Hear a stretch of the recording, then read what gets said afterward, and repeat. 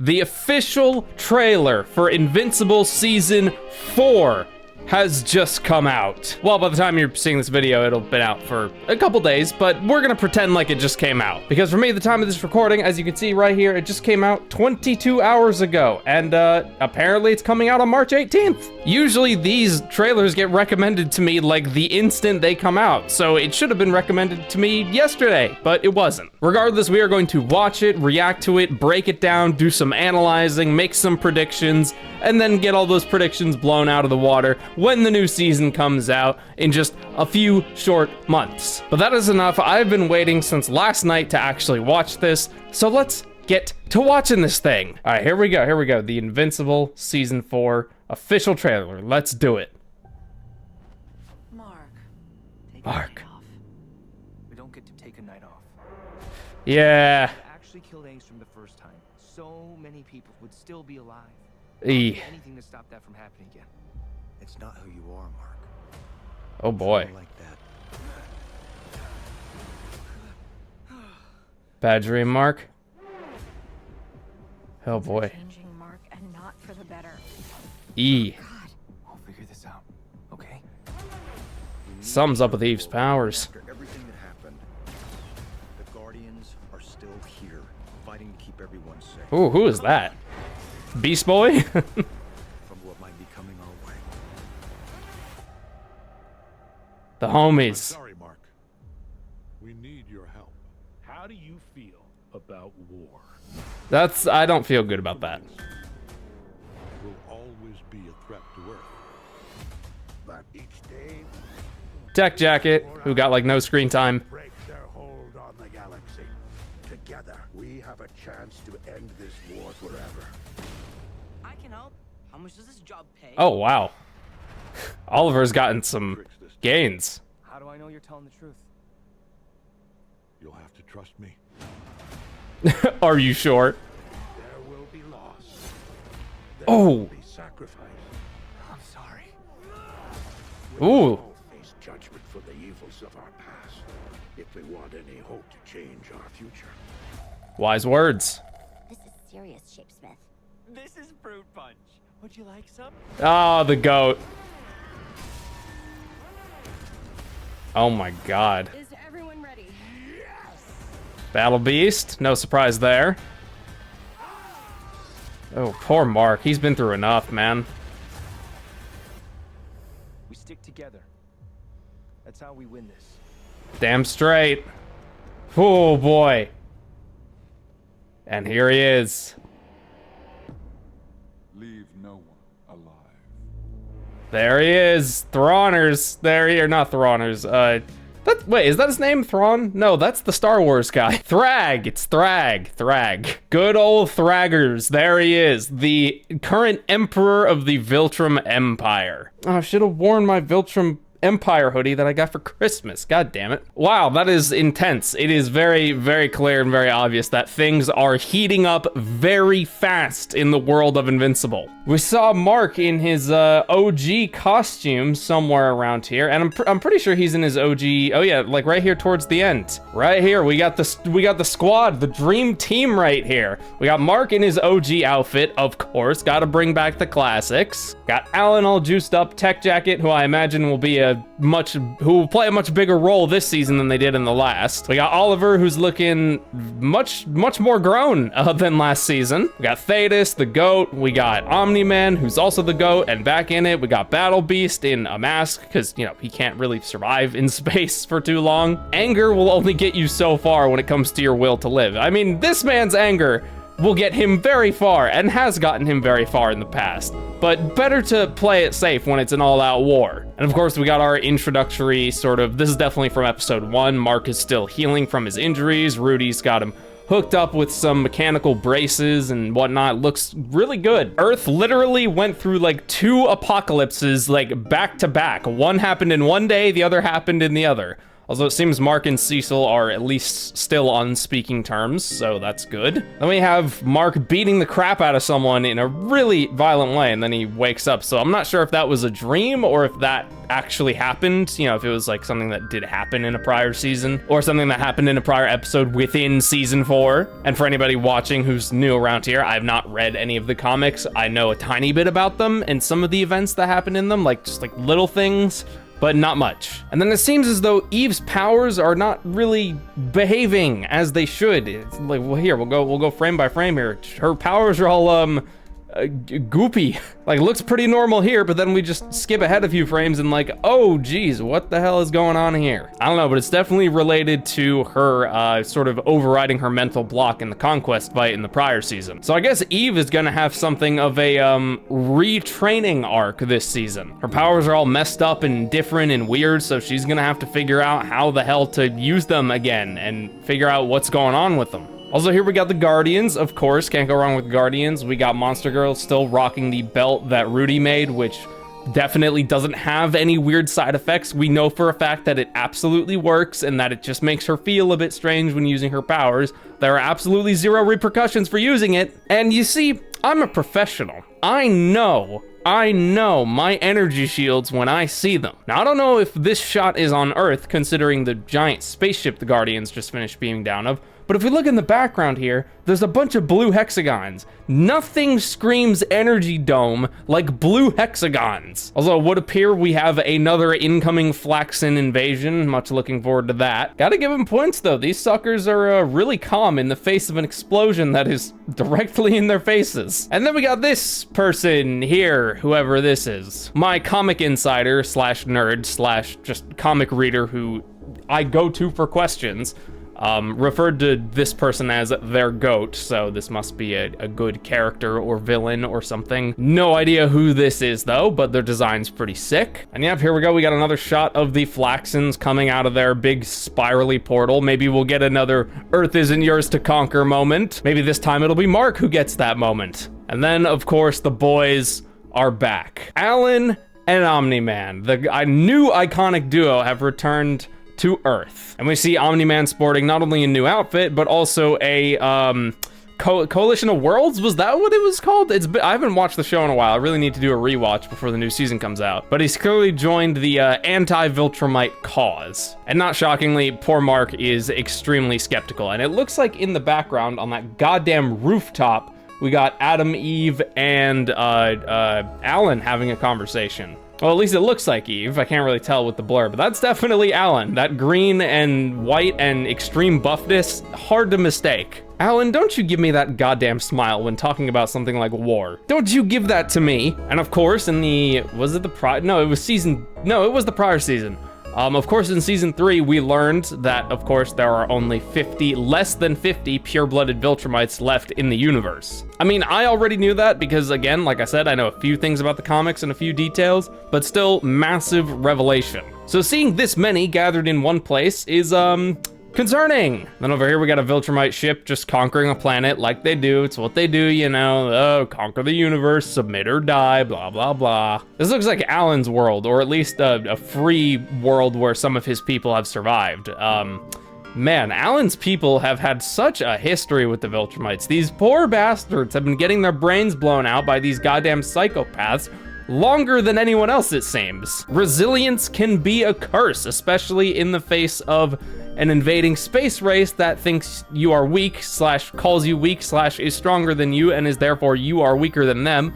And they treat you as less than, well, just less. They treat you as, well, not subhuman, but sub-living thing. Yep, I go 2 frames forward. What did I just say? We got Tech Jacket here, looking very snazzy. Gotta have a, Iron Man-esque character in pretty much any superhero verse. But I know Tech Jacket's powers and abilities are very, very different. I'm just making a blanket statement. Don't take that personally, all you comic, like, not tryhards, what's the word? All you hyper comic nerds, I'm just making a blanket statement. Don't take it out of context or anything. I know the 2 characters are very different. Man, that is the face you see before you die. Even though Tech Jacket is one of the heroes, man, their mask is actually like quite frightening. I don't know, I feel like they kind of remind me of, just a little bit anyway, of like the cyborgs from Metal Gear Rising. Just that high level of technology and super soldiers and yeah, all that. Also, yeah, they can inflict some damage, as we've seen, especially in the prior season during the Invincible Wars. They soloed one of the marks completely. It was Mustache Mark, I'm pretty sure, if I recall correctly. They're a heavy hitter, they're a powerhouse. Even more so exemplified right here as they atomize whoever that weirdo was. And of course, Battle Beast making his grand return now that he's done floating in space and being angry. I have a feeling we're gonna get a fair amount of screen time with him, since I do know that in the comics, and obviously exemplified and stated in this trailer, he's gonna be a big part of the big final conflict with the Viltrumites. Oh hey, that bike there looks familiar. That space bike looks familiar now, doesn't it? I'm pretty sure, I mean, I could be wrong, but that looks like a Space Rider, the guy with the invincible gun. Oh yeah, it is him, it is. The trailer went by so fast I completely forgot. Yeah, that's him. And man, Oliver, he's grown quite a bit. He seems to be in the teenage age, roughly Mark's age when the show started. Probably a lot stronger and hopefully smarter too. And something I've noticed is that as of yet, at least in the trailer, we are yet to see Omni-Man and Oliver in the same scene. So I imagine they're saving the good stuff for when the show actually comes out. I'm not entirely sure what's going on in this shot. We see Omni-Man and Alan on some kind of frozen world, and there's some kind of device or Dyson sphere or something in front of that sun. Epic looking shot though. Like, this is something I'd make my desktop background. Actually, you know what? I'm gonna do it. I'm gonna go ahead and do it. I'm gonna do it right there. And there we go. Just screenshot that for later. Oh, this is that planet. When Omni-Man was telling, or no, not telling, when Alan and Invincible were reading his books and they were talking about that planet that he barely survived. I think this is that planet, because those creatures kind of look like the ones from season 3. But again, I haven't watched the show in a bit, so it might be a different planet, but I'm gonna go out on a limb and say I'm correct. And I'm the one making the video, so who are you to question me? Oh, that shot is metal. That is metal as fuck. Can't wait to see what this scene's all about and what traumatic memory Mark is gonna pick up this time. And we're getting the Debbie and Nolan confrontation. I am much looking forward to that scene. Again, comic people, correct me if I'm wrong here. But I'm pretty sure they end up back together in the comics. Again, I could be wrong, but I feel like I'm correct. And Shapesmith just being the lovable comic relief, the stress reliever of the group. You cannot go wrong with this man. Another lava zone to conquer. Seems we're having an increase of lava zone levels for the gang to clear out these seasons. Now correct me if I'm wrong, but if there's one thing I'm good at remembering, it's my blood splatters and screams and faces of pain. But isn't this the scene from season 2 where Mark got the absolute crap beat out of him by those two Viltrumites, where he got stabbed and such? And we got whatever the hell this thing is. And that's about everything in the trailer, pretty much. I've pretty much gone frame by frame and gone over all the significant stuff. So let us make a couple of predictions and theories for those of us who haven't read the comics anyway. See, my hope, and I'm gonna say this right out the gate, my hope and my prayers is that this season isn't just a massive setup season. Now, of course, there is going to be setup because you can only do so much in one season, but I'm pretty sure I recall Invincible getting renewed for a season 5 already, so we are going to get a 5th season. It is my hope and prayer that this season is not just nothing but a bunch of setup, like going to this place, talking to this person, convincing them to help, have a little fight, and then rinse and repeat, and then, oh yeah, the main conflict isn't until next season. I hope that's not what happens. Obviously, you can't rush something as big as a war against the Viltrumites, but, you know, I just don't want this season to be slow. I don't want a slow season. I want to see some proper big scale action. Not like we had a lack of it in the last season, especially the final 2 episodes, but you know what I'm saying, right? I don't want this season to move at a snail's pace. But considering the trailer and all we've seen, I'm gonna hope that isn't the case. No doubt we're going to learn a lot more about Battle Beast. I wonder how much screen time is gonna be dedicated to him, seeing like, you know, learning more about his backstory, because I don't really think that we've learned much about his backstory in the show. So I imagine we'll be getting an appropriate amount of screen time with him. And I have a feeling we're gonna be jumping around the galaxy and the universe a whole bunch to meet different characters like Space Racer and generally just go around to planets to prepare for the upcoming war. So there's gonna be a lot of moving around and a lot of space travel. And again, if I remember my comic knowledge correctly, I'm pretty sure that after the conquest fight in the comics, Eve learned that she could in fact manipulate sentient living, or not sentient matter, but living matter. So I'm gonna imagine that her sort of retraining arc, as I've been calling it, is sort of gonna be about understanding her new powers and how she can manipulate living matter. Also, I don't know about all of you, but my gut instinct is telling me that Thetis, you know, the leader of the Coalition of Worlds and former Viltrumite, something tells me he's not gonna be surviving this conflict. It's just what the brain is telling me. It's like, yeah, I don't think he's gonna live. I'm just good at spotting characters who are going to die. Also, one thing I didn't notice in prior shots is that it looks as though Alan has mechanical hands and mechanical feet.